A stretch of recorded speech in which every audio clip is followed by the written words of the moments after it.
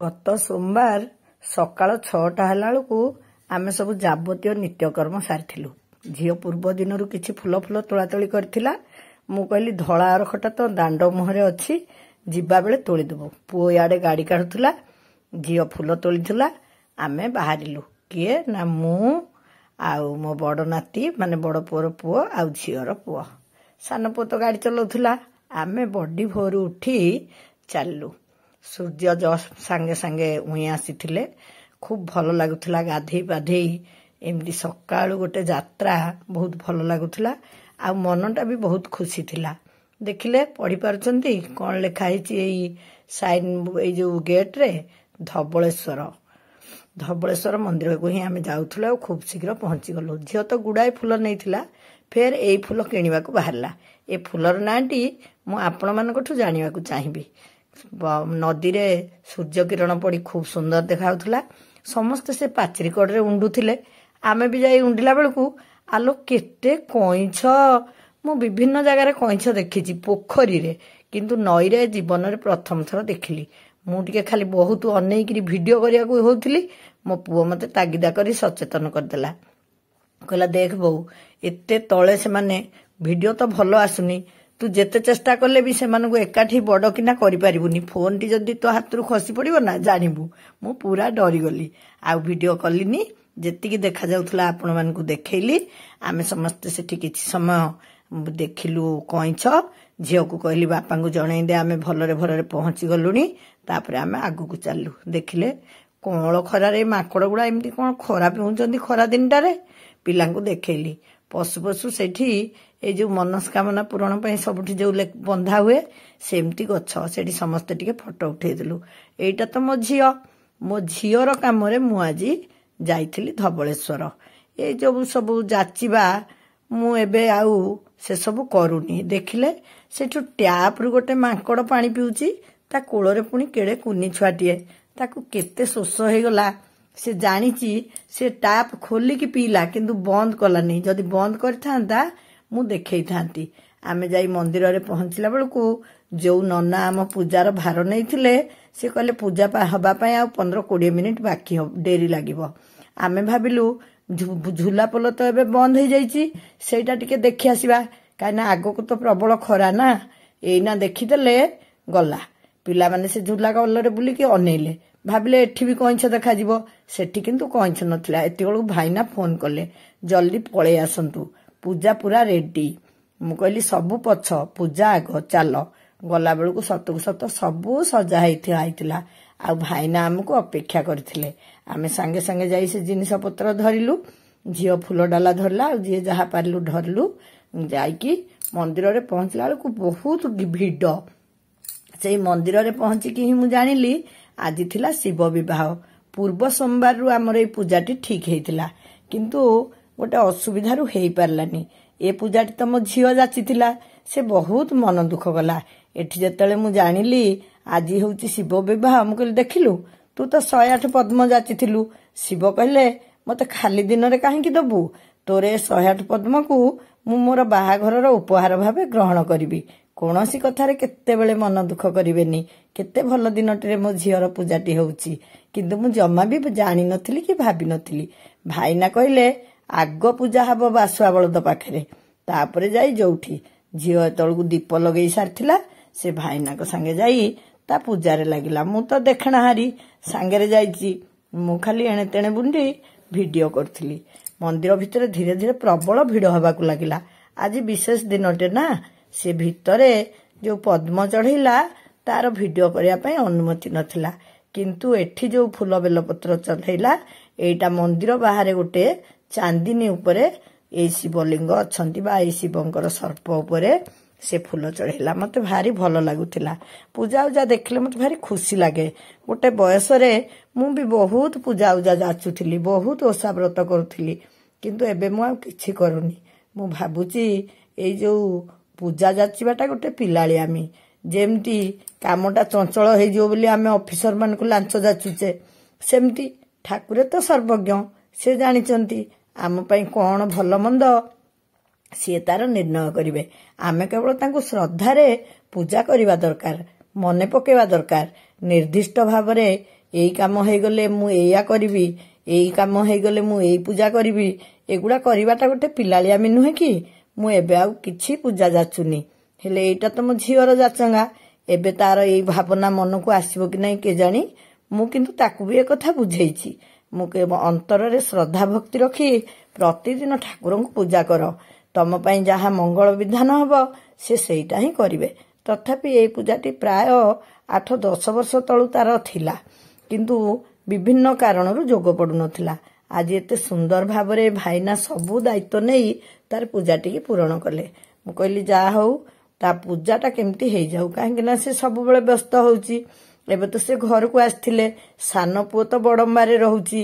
ତାରି ସାଙ୍ଗରେ ଥିବା ପ୍ରତାପ ବାବୁଙ୍କ ଦ୍ୱାରା ମୁଁ ଏସବୁ ବୁଝାବୁଝି କରି ଏ ପୂଜାଟି ତାର ସମ୍ପନ୍ନ କରିବା ପାଇଁ ଲାଗିଥିଲି।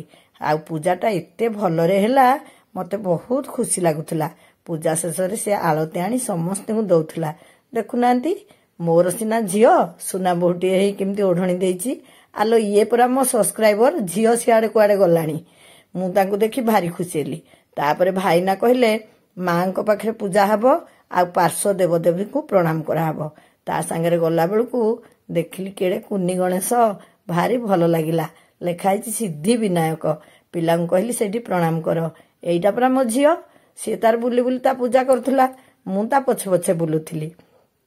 ସେଦିନ ମୁଁ ଯୋଉ ଯାଇଥିଲି ଶାଢ଼ୀ କିଣିବାକୁ ମାର୍କେଟ ବିଲ୍ଡିଂ, ଆପଣମାନଙ୍କୁ କହୁନଥିଲି ମୁଁ 4ଟା ଘର ପିନ୍ଧା ଶାଢ଼ୀ ଆଣିଛି ଏ ପିଲାମାନଙ୍କ ଚାପରେ। ଆଉ ନ ପିନ୍ଧିଲେ ମନ ଦୁଃଖ କରିବେ। ଖୁବ୍ କମ୍ ଦାମ 4ଟା ଶାଢ଼ୀ ନେଇ ଆସିଥିଲି। ଏଇ ଗୋଟାଏ ମୁଁ ନିଜେ ପିନ୍ଧିଛି, ଗୋଟେ ମୋ ଝିଅକୁ କହିଲି ଆଜି ତ ତୋର ପୂଜାଟା, ତୁ ଗୋଟେ ନୂଆ ଶାଢ଼ୀ ପିନ୍ଧ। ସିଏ ମୋର ଗୋଟେ ଶାଢ଼ୀ ପିନ୍ଧିଦେଲା। ବୋହୂ ଆସି ଆଉ ଟିକେ ପରେ ପହଞ୍ଚିଯିବ ମ। ପୂଜା ସରିବାରୁ ଆମେ ଆଡ଼େ ପଳେଇ ଆସିଛୁ ନଈକୂଳକୁ। ବୋହୂକୁ କହିଥିଲି ମା ଲୋ, ସୂତା ଶାଢ଼ୀ ଖଣ୍ଡିଏ ପିନ୍ଧିକି ଗଲେ ଆରାମ ଲାଗିବ। ତୁ ମୋର ଏଇ ଶାଢ଼ୀଟିକୁ ପିନ୍ଧିବୁ। ତାକୁ କହିଦେଇ ଆସିଥିଲି। ଏଠି ବୋଟିଂର ସୁବିଧା ଥିଲା, ତେଣୁ ପିଲାକୁ ଧରି ଆସି ବୋଟିଂ କଲି। ମୋ ପୁଅକୁ କହିଲି ତୁ ଆମ ସାଙ୍ଗେ ଯାଇପାରିବୁନି ମ, ଆଉ ଟିକେ ଗଲେ ଲିପି ଆସିବ। ସେ କ'ଣ ଏକୁଟିଆ ବୁଲିବ? ତୁ କୂଳରେ ଠିଆ ହେଇ ଆମ ଫଟୋ ଉଠା।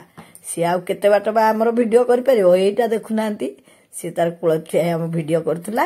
ମୁଁ 2 ନାତିଙ୍କୁ ଆଉ ଝିଅଙ୍କୁ ନେଇକିରି ଡଙ୍ଗାରେ ଟିକେ ବୁଲିବାକୁ ଗଲି। ଭାରି ବଢ଼ିଆ ଲାଗୁଥିଲା। ଖରାଟା ତ ଜମା କାଟୁ ନଥିଲା, ଭଲ ଲାଗୁଥିଲା। ନାତି ପେଡଲିଂ କରୁଥିଲା। ମୁଁ କହିଲି ଆରେ ମୁଁ କରିପାରିବି କି ନାହିଁ? ମୋ ଝିଅ ପାଟି କଲା, କହିଲା ଶାଢ଼ୀ ପିନ୍ଧିକି ତୁ କରିବୁ? ମୁଁ କହିଲି ଆରେ ଆମେ ଟିକେ ବି କରିବାନି। ସେ ଭାଇ ଜଣକ ଆମକୁ ଭଡ଼ା ଦେଇକି ନେଇକି ଆଣିଛନ୍ତି ବୋଲି କ'ଣ ସିଏ ପୁରା ପେଡଲିଂ କରୁଥିବେ? ଆଉ ଆମେ ବି ଟିକେ ଟିକେ କରିବା ନା। ଏମିତି କହିଲା ବେଳକୁ ମୁଁ ଚାରିଆଡ଼କୁ ଅନଉଥିଲି। ସେ ଝୁଲା ପୋଲ ତଳେ ତଳେ ଆମ ଡଙ୍ଗା ବୁଲୁଥିଲା, ଆଉ ମୁଁ ବି ଟିକେ ପେଡଲିଂ କରୁଥିଲି। କି ସୁନ୍ଦର ଦେଖାଯାଉଥିଲା। ମତେ ତ ସବୁବେଳେ ଏମିତିଆ ଦୃଶ୍ୟ ସବୁ ଭାରି ମନମୁଗ୍ଧ କରେ। ଇଚ୍ଛା ହଉଥିଲା ଘଣ୍ଟା ଘଣ୍ଟା ଧରି ମୁଁ ଏ ଡଙ୍ଗାରେ ବୁଲୁଥାନ୍ତି କି। ହେଲେ ଆହୁରି ପୁରା କେତେ କାମ ଅଛି। ମୋ ବୋହୂଟା ଆସିନି, ଆସିବ, ତା କଥା ମନେ ପକଉଥିଲି। ସେମାନେ ପଛରେ ଆଉ ଗୋଟେ ଗାଡ଼ିରେ ଆସିବେ। ତା ଶ୍ୱଶୁର, ସିଏ, ତା ଛୁଆ ଦିହେଁ, ଆଉ ମୋର ଯୋଉ ନାତି ଶିବ, ସେ ବି ଆସିବ। ଆମେ ଡଙ୍ଗାରୁ ଓହ୍ଲେଇ ଆସିବା ପରେ ଏ ଚଗଲା ଦିହେଁ ସେ ବରଗଛ ମୂଳରୁ ବରକୋଳି ସବୁ ତୋଳିଲେ। କହିଲେ ଆମେ ଷଣ୍ଢକୁ ଦବୁ। ଆରେ ଯୋଉ ପାଚିଲା ବରକୋଳି ଗୁଡ଼ା ତଳେ ପଡ଼ିଥିଲା, ଷଣ୍ଢ ସେଗୁଡ଼ାକ ଖାଉଥିଲା। ହେଲେ କଞ୍ଚା ବରକୋଳି ଆଙ୍କଠୁ କାହିଁ ଖାଆନ୍ତା? ଆଣିକି ତା ଆଗରେ ଗଦେଇଲେ। ସିଏ କାହିଁ ଖାଇବ? ମୁଁ ତ ମୂଳରୁ ମନା କରିଥିଲି। ସେ ତାଙ୍କର ନିଜେ ନିଜେ ଆଣିକି ଦେଲେ, ତାଙ୍କ ମନ ବୋଧ ହେଇଗଲା। ସେଠି ଗୋଟେ ବିରାଟ ପଦ୍ମ ପୋଖରୀ ବି ଅଛି, ଠାକୁରଙ୍କର ନିଜସ୍ୱ। କିନ୍ତୁ ସେଠି ଏଇନା ଫୁଲ ଫୁଟୁନି। ସେ କଥା ଆମକୁ ସେଇ ଭାଇନା କହିଲେ। ସେଠୁ ପୁଣି ମୁଁ ଯାଉଛି, ଏଇ ଝିଅଟି ବି ମୋର ସବସ୍କ୍ରାଇବର, ସେ ବି ମୋ ପାଖକୁ ଆଇଲେ।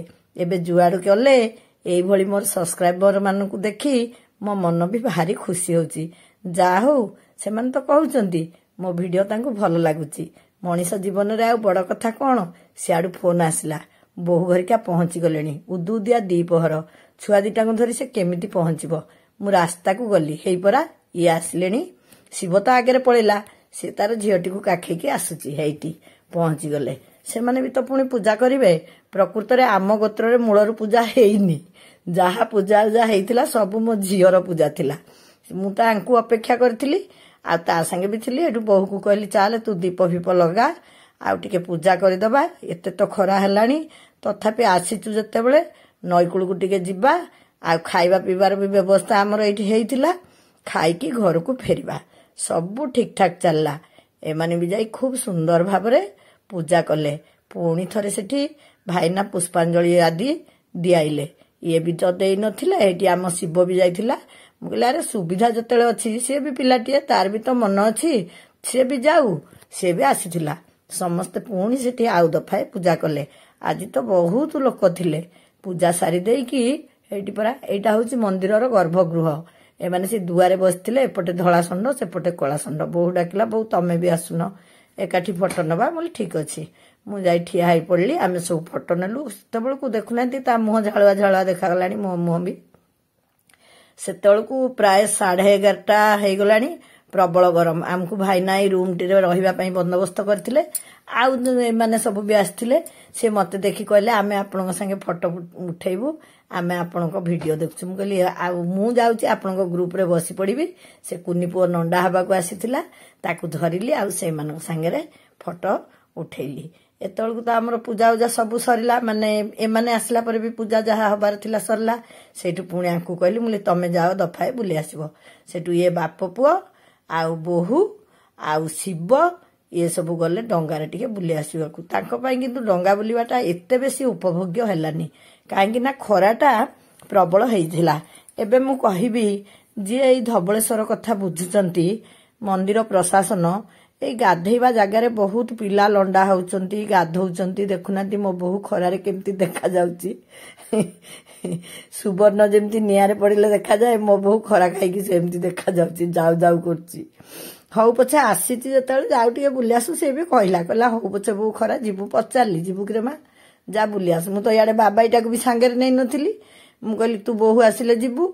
से पुओटा एडे दुष्ट, ये ता बहु आसी कूଳରେ पहुंचला बेलकु सीए जाइकी पानी रे पहरिला। भाग्य भल से बाबाई पछुकु थिला।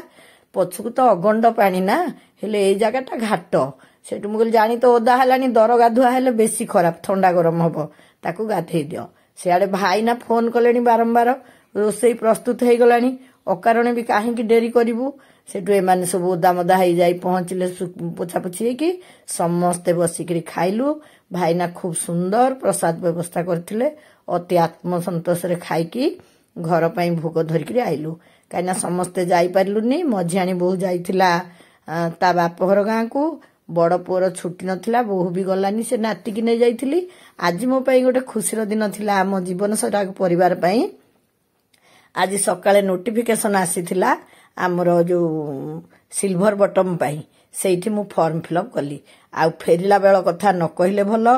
प्रशासन को विशेष अनुरोध, ए खरा दिने पाद सेठी जो भलिया तातुची, सेठी पई किछि व्यवस्था करंतु। आम मुह सब देखिले आपण माने जानि पारथुबे। फेरिला बेलटा एते बेसी कष्टदायक हेई गला, आम काहा पाटिरु आ कथा बाहरलानी। सेतिक रास्ता आमे केमिति अतिक्रांत करिवु भी आमे बुझी पारलुनी। पाद फाद प्रबल पड़िला। जहा भी हो भलरे भलरे शिवंक कृपा।